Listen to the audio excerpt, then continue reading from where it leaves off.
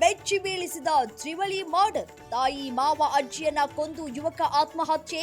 Kamakshipalya police ಠಾಣೆಯಲ್ಲಿ case ದಾಖಲು.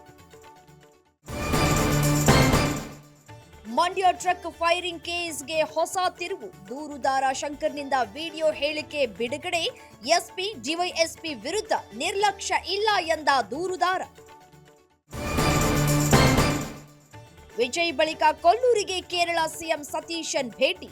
Z+ ಭದ್ರತೆಯಲ್ಲಿ ದೇವಸ್ಥಾನಕ್ಕೆ ಆಗಮನ. ಸಿಎಂ ಆದ ಬಳಿಕ ಮೊದಲ ಬಾರಿಗೆ ದೇವಿ ದರ್ಶನ. 11ನೇ ದಿನವೂ ಬೆಂಗಳೂರಿನಲ್ಲಿ ಜಿಬಿಎ ಜೆಸಿಬಿಗಳ ಘರ್ಜನೆ. ವ್ಯಾಪಾರಿಗಳಿಗೆ ಪ್ರತ್ಯೇಕ ಜಾಗ ಮತ್ತು ಐಡಿ ಕಾರ್ಡ್ ಎಂದ ಸಿಎಂ. ಉತ್ತಮ ಹೆಜ್ಜೆಯತ್ತ ಸೇಫ್ ಫುಟ್ಪಾತ್ ಅಭಿಯಾನ. ಸುಪ್ರೀಂ ಕೋರ್ಟ್ ಅಂಗಳಕ್ಕೆ ಅಯೋಧ್ಯೆ ದೇಣಿಗೆ ಹಗರಣ ಕೇಸ್. ಸಿಬಿಐ ತನಿಖೆ ಕೋರಿ 3 ರಿಟ್ ಅರ್ಜಿಗಳ ಸಲ್ಲಿಕೆ.